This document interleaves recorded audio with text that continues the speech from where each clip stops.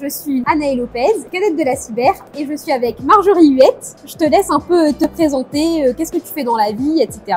Bonjour, Marjorie Huette, merci pour votre invitation. Je suis ravie de participer, de pouvoir contribuer au projet des cadettes. Je suis actuellement Regional Information Security Officer, donc responsable en gros de la sécurité de l'information et de la cybersécurité au sein du groupe DECRA, à la tête de 4 pays en Europe du Sud-Ouest. Voilà. Ok. Et est-ce que tu pourrais nous expliquer qu'est-ce que c'est une journée type?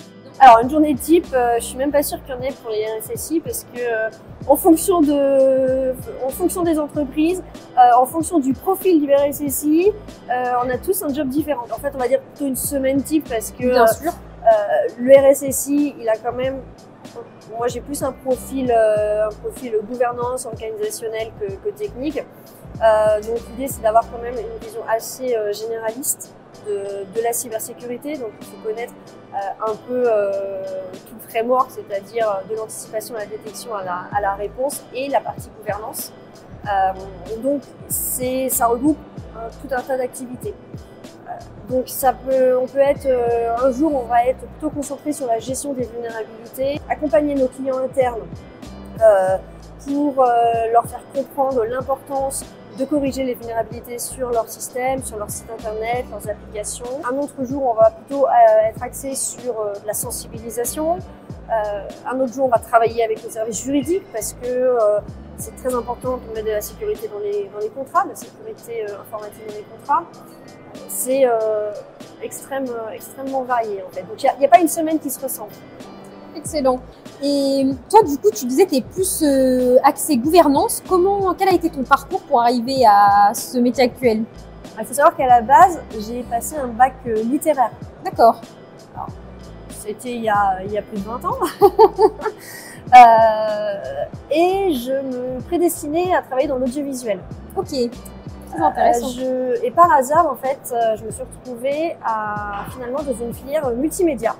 J'avais choisi cette filière-là parce qu'il y avait de l'audiovisuel. D'accord. Et donc, sans le vouloir, je me suis retrouvée à créer des sites internet, des CD-ROM, travailler sur des sites internet, des sites intranet. Petit à petit, en fait, j'ai commencé à rejoindre, on va dire, le secteur un peu plus IT, toujours avec IT et web. J'ai une maîtrise d'information et de communication.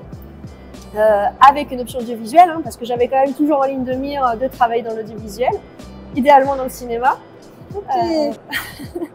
Et pour finir mes études, le seul diplôme Bac+5 que j'avais trouvé, en fait, c'était un DESS en informatique multimédia, option audiovisuelle, que j'ai fait en alternance.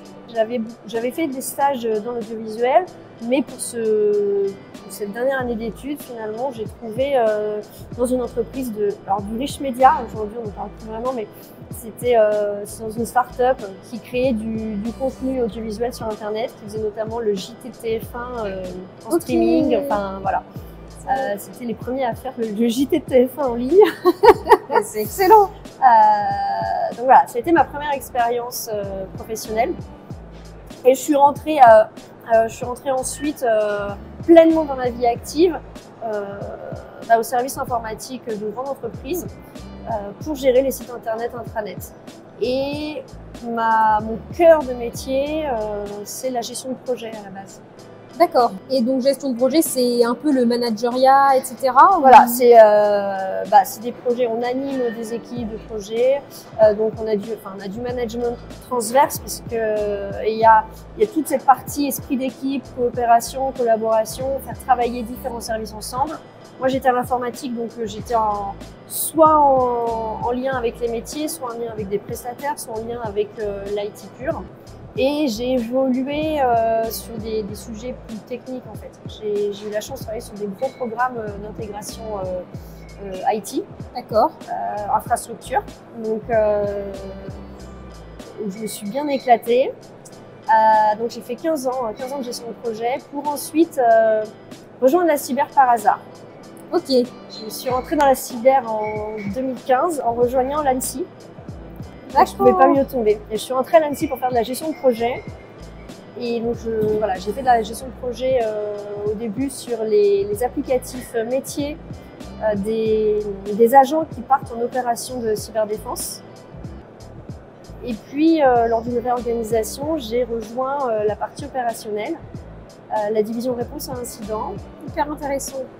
Pour monter avec le chef de bureau qui m'a fait confiance, en fait, monter des activités qu'on ne connaissait pas, enfin qui n'étaient pas encore développées au sein de l'agence.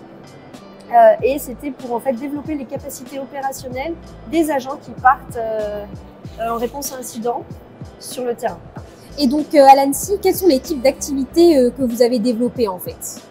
Alors au sein du bureau, on a justement, l'idée c'était vraiment donc, de construire, de développer les capacités opérationnelles des agents en mettant en place donc, déjà la doctrine des opérations de cyberdéfense. Donc la doctrine c'est vraiment la méthodologie d'une opération de cyberdéfense, pas uniquement sur le plan technique, mais il y a également le plan organisationnel, le plan logistique, voire juridique. Enfin voilà, c'est une opération, il y a différents plans d'activité au sein d'une même opération de cyberdéfense. Il y a également pour les opérations, ce qui est important, c'est aussi de capitaliser sur une opération. Donc on a mis en place également toute cette, enfin on a mis en place, ça existait déjà, mais on a essayé de formaliser un peu plus le process de retour d'expérience, donc le RETEX, pour ensuite faire un cycle d'amélioration continue sur la méthodologie, les opérations de cyberdéfense. Et en parallèle de ça, il y avait toute la capacité logistique, c'est-à-dire que dans l'équipe, on était capable de fournir du matériel d'intervention, parce que on a du matériel informatique un peu spécial, des équipements un peu spécifiques pour faire de l'investigation numérique. On avait développé un laboratoire où on pouvait faire un petit peu de R&D pour étudier des nouveaux équipements par rapport au mode opératoire qu'on peut voir sur les incidents de cybersécurité. On avait également donc, toute la fourniture de tout l'équipement des opérationnels. Donc, voilà, même les PC ne sont pas des PC, sont des PC un peu plus costauds, un peu plus durcis, avec des capacités un peu plus importantes qu'un simple PC de bureautique. Au-delà des capacités aussi techniques, il y avait la partie gestion des compétences et maintien des compétences et développement des compétences des agents. Donc avec le parcours de compétences, leur offrir des choix de formation en expertise, en fait, leur donner des compétences, développer certaines expertises pour suivre en fait toujours les tendances des attaquants, des modes opératoires. Donc là, c'était vraiment des capacités propres à chaque agent.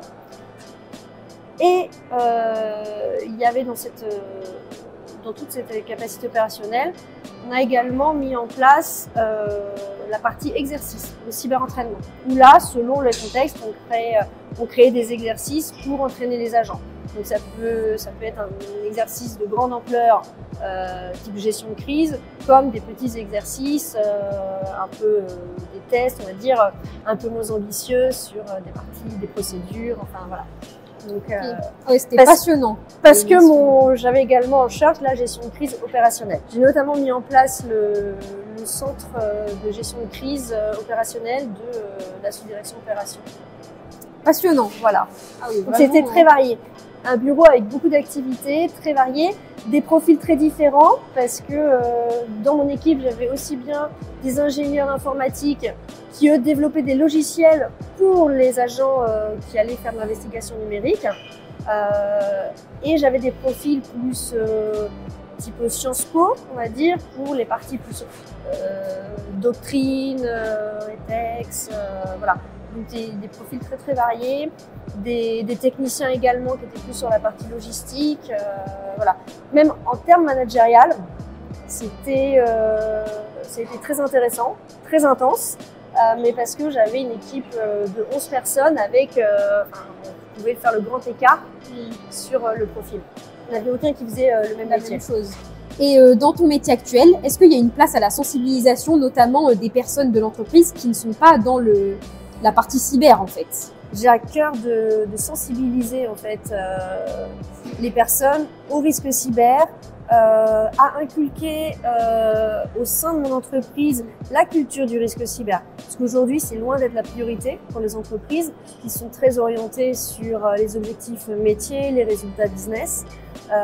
Malheureusement, il faut leur faire comprendre cette nécessité d'être résilient, de pouvoir développer leur business dans un environnement le plus résilient possible en fait. Donc moi je passe, disons, je passe un temps important en fait, je consacre un temps important à la sensibilisation des employés parce que ça me paraît aujourd'hui on peut pas faire fi de la cybersécurité. Et qu'est-ce que tu as mis en place justement pour cette sensibilisation? J'essaie d'organiser au moins une fois par an une grande conférence de sensibilisation où je fais intervenir un organisme, ça peut être l'ANSSI par exemple, ça peut être la gendarmerie éventuellement. Enfin, il y a plusieurs organismes aujourd'hui qui proposent de faire de la sensibilisation au grand public. Donc, dès que j'ai une opportunité, j'essaie d'organiser ce type d'événement en interne, qui en général passionne beaucoup d'employés. Parce que on a un expert qui leur parle, mais un expert qui sait vulgariser et expliquer également au quotidien, ce que ça représente, quels sont les risques quotidiens pour eux dans leur vie personnelle. Parce qu'avant de sensibiliser quelqu'un pour protéger la valeur métier d'entreprise, c'est bien de commencer par la vie personnelle, parce qu'une personne qui fera attention dans sa vie personnelle appliquera les mêmes, les mêmes réflexes, les mêmes bonnes pratiques en entreprise. Donc voilà, donc une fois par an, j'essaie de faire une conférence, une web conférence qui va rassembler le plus large public possible au sein de mon entreprise. Et en parallèle, j'organise des campagnes mensuelles de sensibilisation sur un thème particulier. Chaque mois, un nouveau thème, avec des formats très courts pour essayer de toucher le plus de personnes possible. Et je voulais savoir quelles ont été tes inspirations tout au long de ta vie en fait? Dans ma vie perso, s'il y a une personne inspirante, et je pense que c'est une personne que là, pour le coup, j'admire, et c'est peut-être la rare personne que je me permets d'admirer. Alors, ça va te plaire, parce que c'est une femme. C'est cool. C'est Simone Veil. Ok. Pour tout ce qu'elle a fait, c'est une femme admirable, vraiment. Et est-ce que ça a eu un impact, ça t'a motivé à faire des choses que tu ne pensais pas capable de faire ou Alors non, pas spécialement. Je pense que je vis une admiration pour tout ce qu'elle a fait, pour son être, qu'elle était. En revanche, une personne qui m'a beaucoup inspirée dans la cyber, alors, je vais pas du tout être originale, hein. Je vais citer Guillaume, forcément, okay. Guillaume Poupard. Bien sûr. Comme beaucoup qui sont passés à l'ANSSI, voire même qui ne sont pas passés à l'ANSSI. Parce que pour le coup, c'est vraiment une figure inspirante. C'est un bon manager. C'est une personne qui sait motiver les troupes. Et moi, j'ai hérité vraiment de son message. Lors de mon passage à l'ANSSI, j'ai connu que Guillaume Poupard en tant que directeur. Et donc, oui, le message qu'il nous a fait passer, c'est il faut élever le niveau de maturité cyber de la France, aller s'aimer sur le territoire. Et j'avoue, alors c'est pas facile, et je lui ai déjà dit, c'est pas très facile, que la mission est c'est un vrai challenge. En revanche, j'ai cette vision peut-être un peu naïve que ensemble on est une grosse communauté et qu'on peut y arriver, on peut voilà. J'ai vraiment à cœur de faire progresser, je crois en la cyber. Voilà. C'est aussi le but aussi des cadettes, notamment à la sensibilisation des jeunes pour mieux connaître les métiers de la cyber et éventuellement avoir l'envie de s'y intéresser et d'en faire leur carrière. Qu'est-ce que tu pourrais dire à des jeunes justement qui veulent s'orienter, des jeunes filles qui veulent s'orienter vers le lycée, elles savent pas Alors la cyber, pour moi, c'est un secteur où il y a énormément de métiers. Faut pas croire que c'est que technique, que c'est que... Enfin, mais pareil, hein, moi j'ai travaillé 15 ans dans l'IT, j'étais pas sur des métiers techniques, j'avais un vernis suffisant puis j'aimais bien comprendre aussi, donc pour comprendre les sujets sur lesquels j'intervenais, mais je faisais de la gestion de projet. Je comprenais quand même, bon, j'avais quelques rudiments, on va dire, sur tout ce qui était infrastructure, architecture, mais voilà. Pour autant, mon métier en tant que tel au quotidien n'était pas du tout technique. Et je vous ai parlé de mon parcours, j'ai plutôt un profil littéraire, on va dire. Il y en a beaucoup qui pensent que c'est forcément que technique, scientifique, alors qu'il y a tout type de profil. Il y a du juridique en cyber, et on en voit de plus en plus avec toutes les nouvelles réglementations. Il y a tout l'accompagnement des métiers. Donc, il faut être capable d'expliquer, d'aller voir les DRH, d'expliquer l'importance de mettre de la sécurité au niveau des achats, au niveau... Enfin, en fait, il y a énormément de métiers qui ne sont pas uniquement techniques. Si jamais, j'aimerais bien casser cette image. Est-ce que c'est parce que c'est vu comme des métiers techniques que ça rebute un peu les femmes, je sais pas. Mais... Et peut-être qu'elles ont peur de pas se sentir à leur place en tant que femme. Vous, comment vous êtes sentie en tant que femme dans ce milieu? Alors honnêtement, moi j'ai jamais ressenti de différence vis-à-vis de mes pairs. En cyber, j'ai jamais eu l'impression d'être mal considérée parce que j'étais une femme.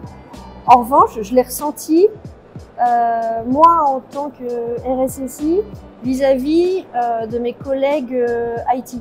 Je l'ai déjà ressenti. Alors est-ce que c'était culturel dans le contexte dans lequel j'évoluais, ou est-ce que c'était vraiment parce que j'étais presque la seule femme et puis à leur donner des directives ou sur les politiques à adopter? Je sais pas. Je l'ai ressenti, ça m'est arrivé de le ressentir dans ma carrière cyber, mais pas par mes pairs. Ok, je comprends.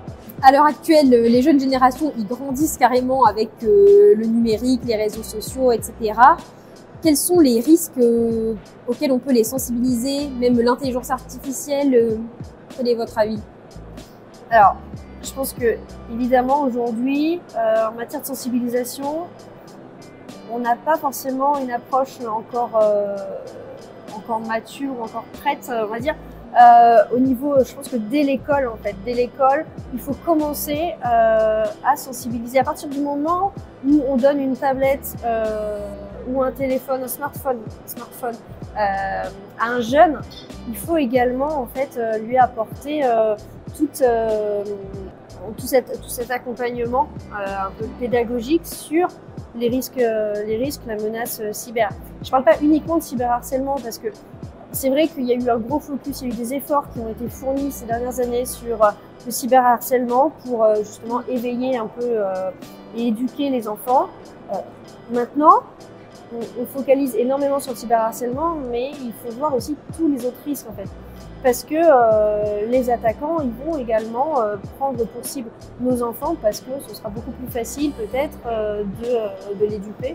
Quoique c'est pas sûr, mais c'est important. Et même avec l'intelligence artificielle, je pense que c'est à la fois notre devoir de parents de les amener à réfléchir, à se poser les bonnes questions, à développer cet esprit critique qui vont... Je pense qu'on craint tous qu'ils perdent leur esprit critique à cause de l'IA. On a tous peur de ça. Mais donc, on a ce devoir de parents. Après, je pense qu'au niveau de l'État, on a aussi un rôle à jouer pour amener plus de sensibilisation au niveau scolaire. Et pour moi, c'est un manque aujourd'hui. Je l'ai observé quand ma fille était au collège et je trouvais ça dommage qu'il n'y ait pas de sensibilisation dans les collèges-lycées. Ou alors très peu, disons qu'il y a des actions ponctuelles. Et c'est pas au niveau national non, en fait. C'est ça, voilà. Quels sont, selon vous, les enjeux stratégiques de la cybersécurité pour les années à venir? Alors, pour les années à venir, je pense qu'il y a un cheminement qui commence, qui s'effectue, on va dire, qui est en cours. mais il est vraiment important de remonter la cybersécurité à un niveau stratégique de l'entreprise. Le RSSI, le CISO, directeur cybersécurité, doit parler directement au PDG de l'entreprise. C'est une fonction stratégique et ça doit pas être au fin fond d'un service, sous l'IT, enfin voilà. Le RSSI est pleinement légitime en fait, puisque c'est lui qui va être garant de la résilience en fait, de créer cet environnement résilient pour le métier. Et ce qui importe la direction d'entreprise, c'est que les fonctions business fonctionnent en fait, l'opérationnel fonctionne et le RSSI a toute sa place en fait à ce niveau-là. Et pour conclure, un mot de la fin? Personnellement, pour rien au monde, je sortirais de la cyber aujourd'hui. Donc, c'est vraiment, je pense, un secteur passionnant où il y a une multitude d'activités et il n'y a que l'embarras du choix. Et il y a encore beaucoup à faire. Ah ben, je vous remercie et à bientôt. Merci à vous.